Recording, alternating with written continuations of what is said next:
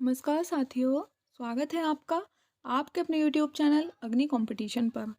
तो अब जैसा कि इलाहाबाद हाई कोर्ट के आरओ एआरओ के दोनों एग्ज़ाम्स जो होने थे वो सारी शिफ्ट निमट गई हैं, मतलब सारी शिफ्ट कंप्लीट हो गई हैं। और आज शायद कंप्यूटर असिस्टेंट का भी पेपर था। अगर आपको उसका एनालिसिस चाहिए तो प्लीज़ मुझे कमेंट करके बताएं, मैं उसका एनालिसिस भी डाल दूँगी आज का, जो भी क्वेश्चंस आए या जो पैटर्न रहा आज के एग्ज़ाम का।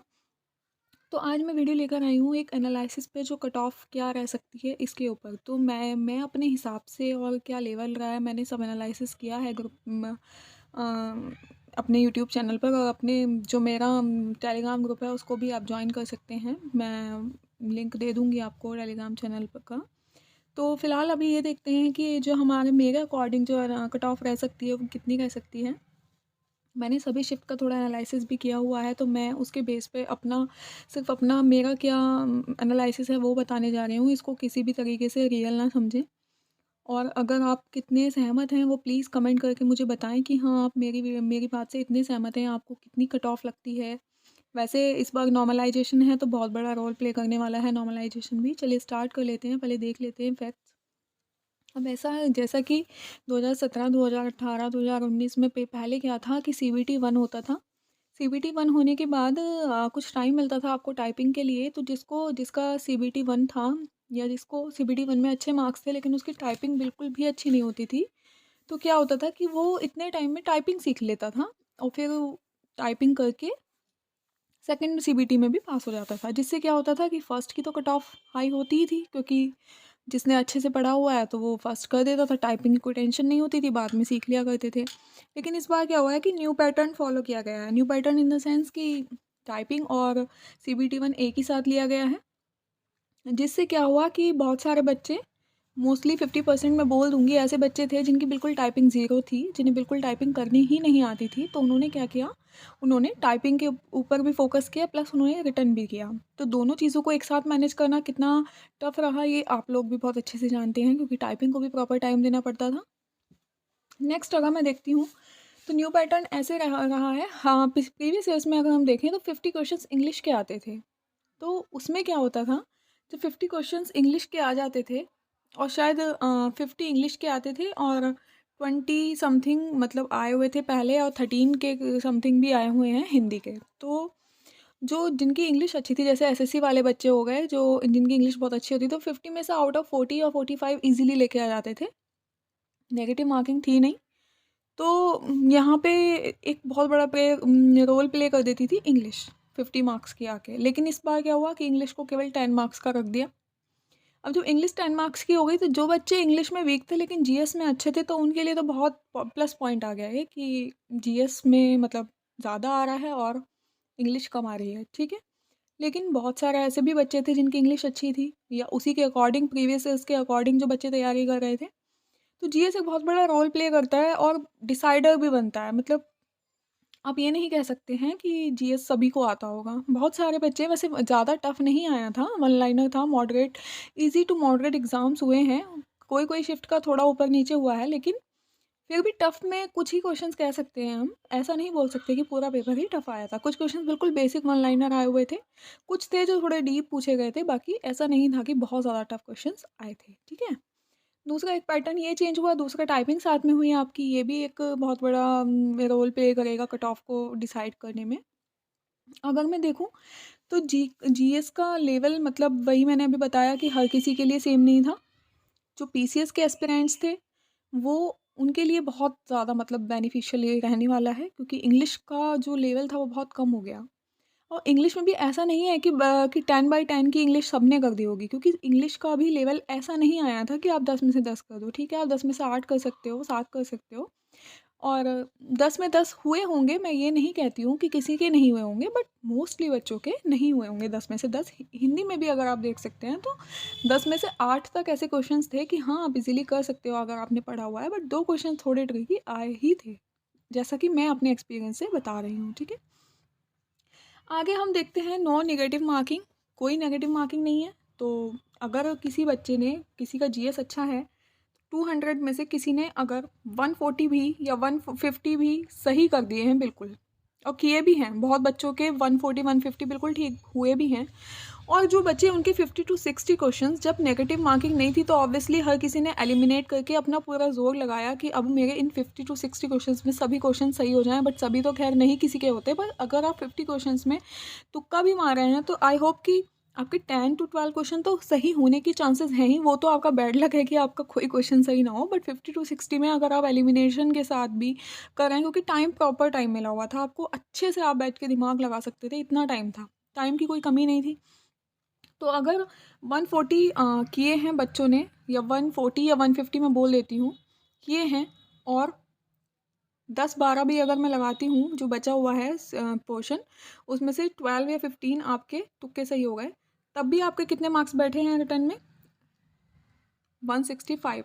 ठीक है, अगर 150 किसी के सही है, 15 का तुक्के लग गए तो 165 सही हो गए। अगर 165 नहीं, इसको थोड़ा कम करोगे तो आप 160 तक पहुंच सकते हैं, कि जो बच्चे अच्छे थे या जिनका जीएस ठीक ठाक है उनके 160 भी इसमें हो रहे होंगे।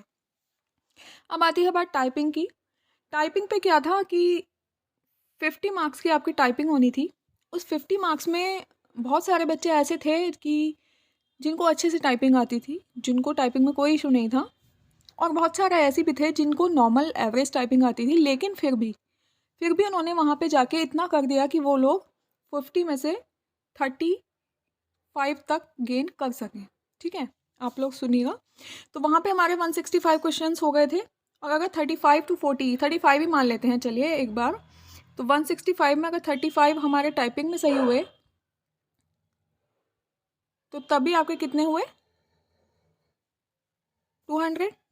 ठीक है, 200 यहाँ पे हो गए, बहुत एवरेज मैं बता रही हूँ जितना, जबकि मैंने इससे भी ज़्यादा करने वाले होंगे। ऐसा भी होगा कि 170 तक भी किसी ने क्वेश्चन सही किए हों, ऐसा भी हो सकता है 160 तक सही किए हों, उसके आगे फिर उनकी टाइपिंग भी अगर अच्छी होगी तो टाइपिंग में 45 तक ले आ रहे हैं। तो कुल मिला के अगर वो टाइपिंग में किसी के 165 क्वेश्चन या 170 क्वेश्चन रिटर्न में सही हैं, और अगर उसने 170, मैं बोल रही हूँ 165 या 170 भी लगा लेते हैं, क्योंकि हो सकता है, ऐसा नहीं है क्योंकि पेपर का लेवल ऐसा भी नहीं था कि जिसने पढ़ा हो उसने नहीं किया हो, किया होगा बच्चों ने, क्योंकि जो पीसीएस के बच्चे हैं या जो सिविल की तैयारी कर रहे हैं उन्होंने किया होगा भाई। तो 175 अगर उन्होंने टाइपिंग की भी अच्छे से प्रैक्टिस कर ली है, तो आप सपोज कीजिए कि 40 अगर उनके टाइपिंग में आ जा रहे हैं, तब भी आप कितना समझते हैं? 210। ठीक है, इतने बैठ रहे हैं। लेकिन अभी क्या है कि नॉर्मलाइजेशन, अब मैं अगर बताती हूँ लेवल ऑफ एग्जाम्स, हम थर्ड पॉइंट को पहले देख लेते हैं। मैं केवल एक एनालिसिस लेकर आई हूँ, अगर आपको ये ठीक लगता है तो प्लीज़ कमेंट करके बताएं कि मेरा एनालिसिस ठीक है।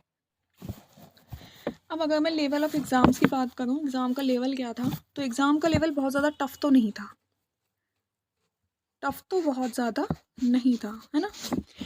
हाँ, मॉडरेट, आप इजी टू मॉडरेट बोल सकते हैं कि इजी टू मॉडरेट था। ठीक है, जिसमें कुछ क्वेश्चन बहुत बेसिक आए हुए थे, मतलब 50% पेपर आप इजी बोल सकते हैं, तो 50% ऐसा भी था जो क्वेश्चंस नहीं पता थे, या पता भी थे तो मतलब आप एकदम कनेक्ट नहीं कर पा रहे थे, है ना। क्योंकि जैसे कि आप लगा सकते हैं रीजनिंग ऐसी थी, 25 में से 22 तो ईजीली हर कोई कर सकता था। बच्चों ने 25 भी, मतलब बहुत सारों ने किए हैं कि 25 भी जिनके सही हैं, 24-25 ठीक किए हैं। अगर मैं कंप्यूटर की बात करूँ, कंप्यूटर आई थिंक मॉडरेट ही आया है, एक दो शिफ्ट्स को छोड़ के, बाकी कंप्यूटर का ठीक ठाक क्वेश्चन आए हैं। 22 में से 22 तो हर कोई नहीं कर पाता।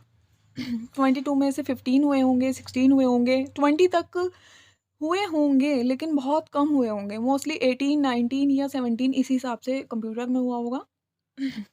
अगर मैं साइंस की बात करूँ तो साइंस भी बॉटनी, मतलब बोलना चाहिए वहाँ से ज़्यादा पूछा गया था, तो वो मोस्टली ज़्यादा बच्चों को नहीं पता होता है, जो मैथ्स साइड के हैं उन्हें तो नहीं पता होता इतना। साइंस साइड के जो बायोलॉजी से बॉटनी से पढ़े हुए हैं वो भले ही कर दें, लेकिन जो मैथ्स वाले बच्चे थे उनको इतना नहीं उसके बारे में पता था। ठीक है, उसके अलावा उसमें भी ज़्यादा बच्चे, मतलब एवरेज ही रहा होगा स्कोर। अगर मैं बात करती हूँ करंट अफेयर यूपी जी के, तो ठीक था, पर वही मैं बताया ना, जैसे हर पोर्शन में कुछ ना कुछ ऐसा आया था जो आप बिल्कुल 100% नहीं कर सकते थे। केवल रीजनिंग और मैथ्स ऐसा आ रहा था जो बच्चों ने कर दिया है। बाकी जो पढ़े हैं उन्होंने किया भी है। मैं 100% के लिए बात लागू नहीं कर रही हूँ, मैं एक एवरेज लेके चल रही हूँ, उसके अकॉर्डिंग बता रही हूँ। तो एग्ज़ाम का लेवल हमने देख लिया कैसा था। अब आती है नॉर्मलाइजेशन की बात।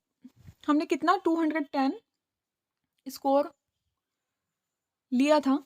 तो 210 में अगर नॉर्मलाइजेशन होता है, किसी की टफ शिफ्ट है, तो उसके 5 to 10 मार्क्स इंक्रीज़ कर देंगे।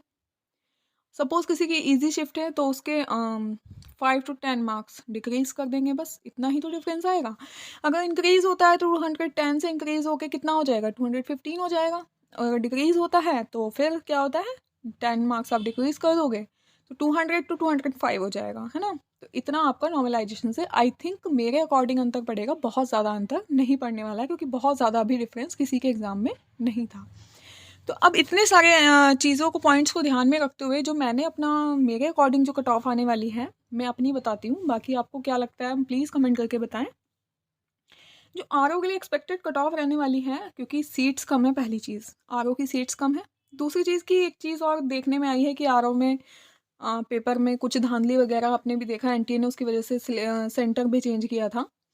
तो अगर ऐसा कुछ है कि सीट्स फिक्स हुई हैं या जो भी है, तो वैसे ऐसा हो नहीं, लेकिन बाई चांस ऐसा है तब भी तब तो कट ऑफ हाई ही जाने वाली है ना, क्योंकि सीट कम है, पहली बात तो। दूसरी बात कि अगर पहले से सीट्स फिक्स हो गई हैं तो फिर वो कट ऑफ हाई जाएगी। बट फिर भी जर्नल के लिए अगर आरओ के एक्सपेक्टेड कट ऑफ लेते हैं तो मेरे अकॉर्डिंग 222 या 220 या 22 के अकॉर्डिंग, मतलब उसमें प्लस माइनस हो सकता है, 2 मार्क्स से 5 मार्क्स प्लस माइनस हो सकते हैं, ठीक है। तो जर्नल के लिए 222 में प्लस माइनस 5 मार्क्स। ओबीसी की 218 में ले सकते हैं हम, प्लस माइनस 5। वैसे इतना भी नहीं होगा, पर मैं मान के चल रही हूँ। एससी की 210 पे ले लेंगे।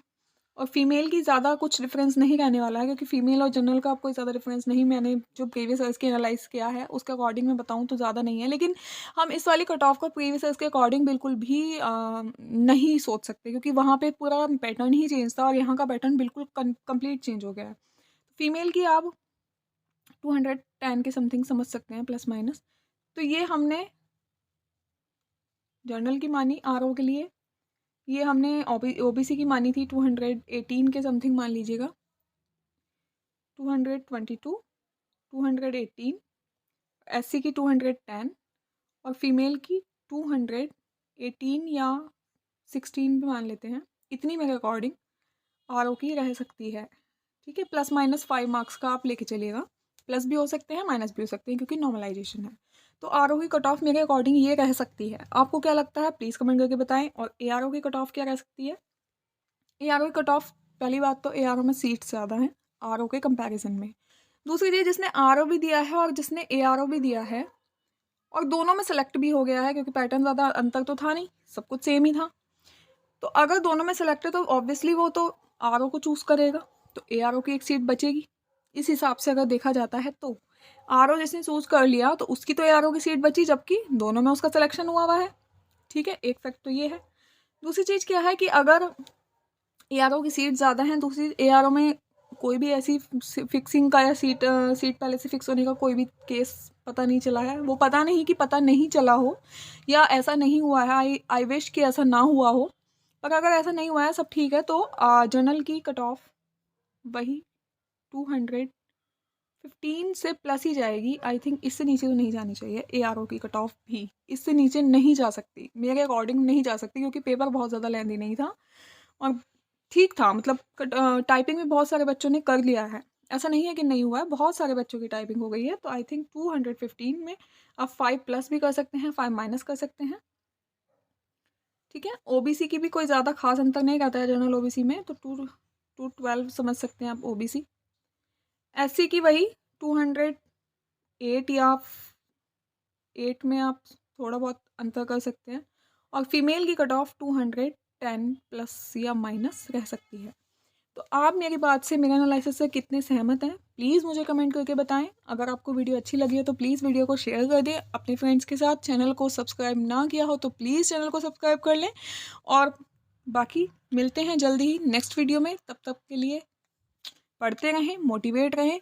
ये ना समझे कि हमारा तो इस एग्ज़ाम में होगा ही नहीं। अभी किसी को नहीं पता है, एग्जैक्ट एनालिसिस कोई भी नहीं कर सकता है, क्योंकि पहली बात तो न्यू पैटर्न था। दूसरी बात, टाइपिंग के बारे में अभी किसी को एग्जैक्ट पता ही नहीं है कि क्या रहने वाला है टाइपिंग का पैटर्न, मतलब किस बेस पे मार्क्स कटेंगे, कितनी परसेंटेज के अकॉर्डिंग कटेंगे। सही बात तो ये है कि किसी को अभी एग्जैक्ट नहीं पता है।